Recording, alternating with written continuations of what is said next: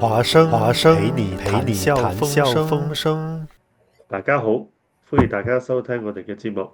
今日我哋華星同你一齊探討一個比較特別神秘嘅課題，就叫做夢。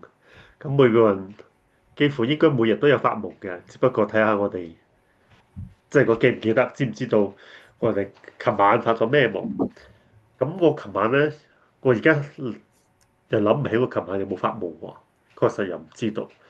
但係有時我發嘅夢咧，又好奇怪嘅，所以我哋今日咧嚟傾下，到底夢同我哋嘅健康狀況有冇咩關係？咁同樣我哋今日咧邀請嘉愛我哋嘅輔導老師啦，同我哋一齊傾下呢一個課題。好啦，歡迎嘉愛老師，你好。Hello，大家好。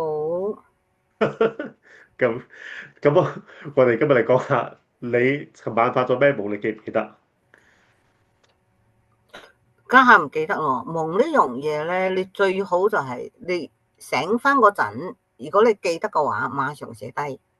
如果你冇馬上寫低咧，你係一定會忘記嘅。哦，係有啲人咯，好記得夢噶喎。有啲人從我成日都同我講，誒，我琴晚發咗咩夢？你知唔知？佢又講得好詳細嘅。嗱，通常嗰種咧就係令到你印象比較深刻噶啦，都有嘅。就譬如話我由細到大，我一直有一隻夢，就係我喺一唔同嘅環境，但係周圍乜都冇嘅，就喺度行嚟行去，行嚟行去，又可以感覺到我自己年紀好細，好似感覺好似一個可能3、4歲嘅細路哥咁嘅喎。嗯，嗱，呢個夢咧，我肯定記得噶，我到今日我都記得，幾十年之後我都記得，因為重複咗好多次。佢唔係次次同樣嘅一個環境，但係嗰個環境一定係周圍乜都冇嘅，可能好多草啊，可能好遠嘅地方有啲叫做咩啊，睇起嚟好舊黑黑嘅屋啊，但係冇人噶，成個環境係冇人。嗱，呢種夢你唔會忘記噶啦。我都夢過有一次好得人驚噶，好難忘記啊！你睇呢種夢咧，你真係有啲夢你真係會印象好深刻噶啦。我夢過有一次我手上有一把刀，然後咧一刀一直篤死咗一家7口，好得人驚啊！然後俾我一刀篤落去嗰個人咧，就會跌落河，我就企喺個上邊有一塊板，好似一座橋咁啊！嗰個人一篤，佢又跌落河去，佢跌咗落河咧，就馬上變成一隻豬，所以我就前後1、2、3、4、5、6、7篤死7個人，感覺上就好似一家7口啊，就變成7隻豬喺個水上邊嗰度浮，然後我就睇到個河水全部變成紅色。你話你會忘記冇？如果你夢到咁嘅嘢，唔會，好峰回路轉，我就諗住變咗乜嘢咩變咗隻豬啊！我都幾十年之後都仲記得㗎。我有時細路哥嗰啲有啲夢我都仍然係記得嘅。嗰啲比較，我覺得有啲比較係真係會令到你嘅衝擊比較大啊，你就會記得㗎啦。基本上，如果係好普通嗰啲咧，因為我家下好多夢我唔記得，係因為都好普通嘅。我甚至乎如果我今日諗住要去搞我嘅花園，譬如話我要嗰盆菊花我要搬，我未搬咧，夜晚瞓覺就會夢到我喺度搬個菊花㗎。哦，呢啲嘢就好平常啦，就係你嘅腦入邊有一樣嘢，你知道仲未做完嘅，你仲記住佢嘛。所以夜晚嗰陣，你個腦就喺度消化，就提醒下呢樣嘢啊，你今日話要做嘅又冇做到啦就消化完個資訊啦，就過咗咯。我而家靈響，我就突然間醒起一個，就係屙尿，即係夢入邊咧，好似發覺自己賴尿，或者自己好急，真係急醒咗，之後真係因為自己要去屙尿。呢個係所以咧嗱，就譬如話，如果你好尿急咧，你都可能會聽到水滴嘅聲音㗎喎，你就會夢到有水喺度滴滴滴，一唔係咧就會夢到水好似落雨咁樣咁樣，然後你就發覺自己好似要射出嚟。呢個係生理上你嘅身體嘅反應，令到你你嘅潛意識啊喺度同你溝通啊，喂，水啊水啊，起身放水啊，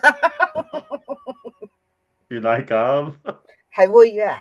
所以有時我哋都要留意下，因為譬如話有啲人譬如話個胃出咗問題啦，佢都可能會發夢到佢嘅胃爛咗啊、發炎啊之類咁嘅嘢㗎。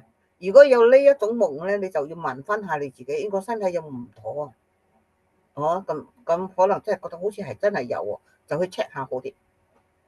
哦，因為身體係會同我哋溝通㗎，我哋潛意識會同我哋溝通㗎。我有時係會通過夢嚟同我，唔係有時係經常，我哋潛意識經常通過夢嚟同我哋溝通㗎啦。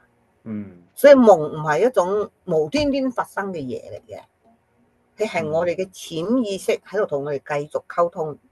哦，然後夢係乜嘢咧？簡單講咧，即係我哋每一日嘅生活咧係好多資訊㗎嚇。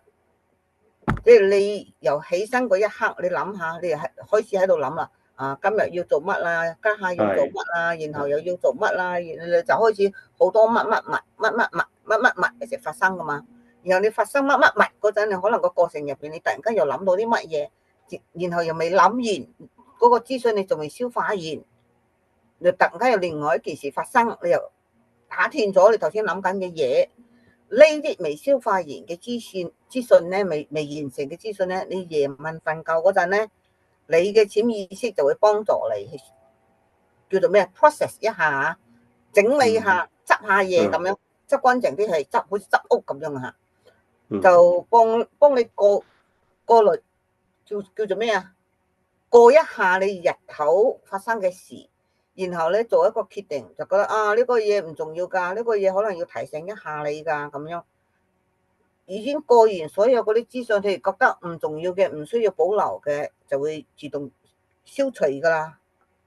點解講到好似電腦嘅？好似電腦咁咯，好似電腦。我哋人咯，其實係真係好似電腦㗎。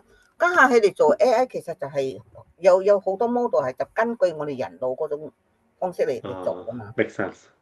呢個就係點解我哋一般人如果瞓覺咧，瞓咗一覺之後醒翻嚟，你又覺得啊，好似人精神咗好多，個腦清晰咗，係因為嗰啲資訊係覺得唔需要嘅就幫你消除咗噶嘛。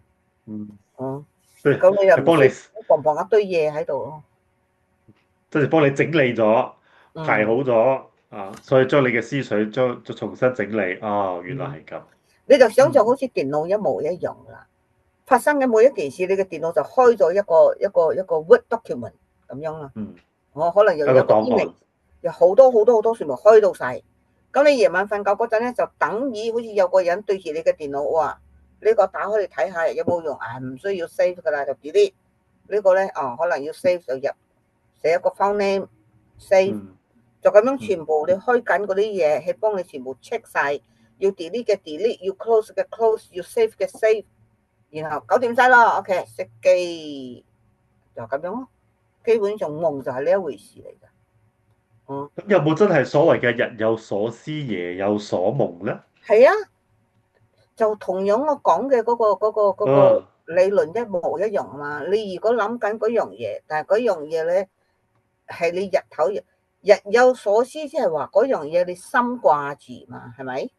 就譬如話我好耐冇打電話俾我媽，譬如話啦，我突然間諗到，日頭就好多嘢諗到冇打到電話，咁你就可能夜晚瞓覺就會夢到你媽媽同你講喺度嬲你咯，你死女包啊，你點解啊乜啦咁，你醒翻嗰陣你諗翻，點解我媽媽突然間鬧我咧？哎呀，我好耐冇打電話俾佢，你咪。夢，我覺得夢好得意嘅，係唔係用一種好直接、好直白嘅方式同我哋解釋嘢㗎。我覺得佢好似一首詩咁樣，或者係比較似畫，因為夢係用畫面嚟同我哋溝通㗎嚇。而且我點解覺得佢好似一首詩咁樣咧？因為佢係冇嗰種時間同空間嘅限制㗎。你可以夢到你自己家下喺度。譬如話你家下喺屋企入邊，突然間你就發覺，你出現咗喺英國一間學校，夢係可以咁樣嘅嘛？你嗰啲畫面，會突然間跳噶嘛，係唔會好似我哋日常嘅生活咁樣，朝頭早8點之後就9點，9點就10點，10點就11點咁，同一個環境你唔會話喺你 office 突然間一篤出現喺中國嘅，唔會嘅。即係如果夢係唔需要合乎常理嘅，係可以係超乎常理嘅。我覺得係比較高維度嘅，higher dimension 啊，嗰種意言，嗰種溝通，係其實比較高級啲㗎，因為係嘅資訊係比較豐富嘅，就所以我哋人就有時就會覺得哇好神奇喎，點解咁嘅？其實係因為係嗰種意言同我哋日常講話嘅意言係唔一樣嘅。我哋因為有啲係啊，因為有啲我哋華人傳統咧，又講哇死咗嘅人翻嚟報夢啊，有呢啲咁嘅一種講法，一啲傳說，所以好可能其實只不過係佢心裏邊掛住嗰個死去嘅人，日有所思咯，都可能嘅。不過其實都真係要發生啲嘢，人哋講得好鬼真㗎嚇，我冇發生喺我身上啊。讓我婆同我講，佢有1000磅，真係個長下帶喎咁樣，然後佢湊下真係湊出嚟，真係有喎，係喎，我有聽過呢啲咁嘅嘢㗎嚇。係，所以好可能其實佢潛意識咧都知道喺邊，但係好可能係人醒緊嘅時候咧，佢就係揾唔到，就唔知道佢1000蚊喺邊。但係佢要嗰個夢嗰瞓嘅時候係咪？佢嘅潛意識走出嚟，其實佢1000蚊就喺床底。咁必須要透係咪？係透過某一個人，咁佢梗係要有一個人話俾你知啦嚇。咁好可能喺你夢入邊出現嘅就阿某某咯，阿某某出嚟同你講，你嗰個1000蚊咧就喺床底咁啫。要我自己嘅解釋嗰種咁樣嘅情形，因為都有意言夢呢回事㗎嚇。有人即係夢到某一樣，譬如話某一個意外、某一個災難，然後唔係一醒翻就發生，係嗰隻夢之後嘅好短時間入邊發生都有嘅。呢種係真係有嘅，真實事件有。呢種我覺得科學暫時冇得解釋啊。我明白嘅。咁我講翻個自己啦，我經常都發同一個夢嘅，由細到大都係一個夢。呢個係比較記得嘅。頭先我話我好多夢唔記得，但係呢一個咧係一直跟住我嘅，就係噩夢，可以講係噩夢啦。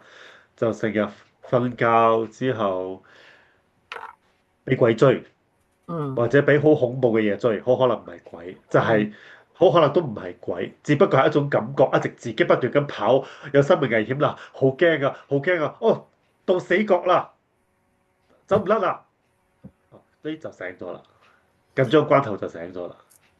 咁你覺得呢個係乜嘢？有分析夢呢樣嘢㗎嚇，然後其實分析夢有好多種辦法㗎嚇，好多種方式。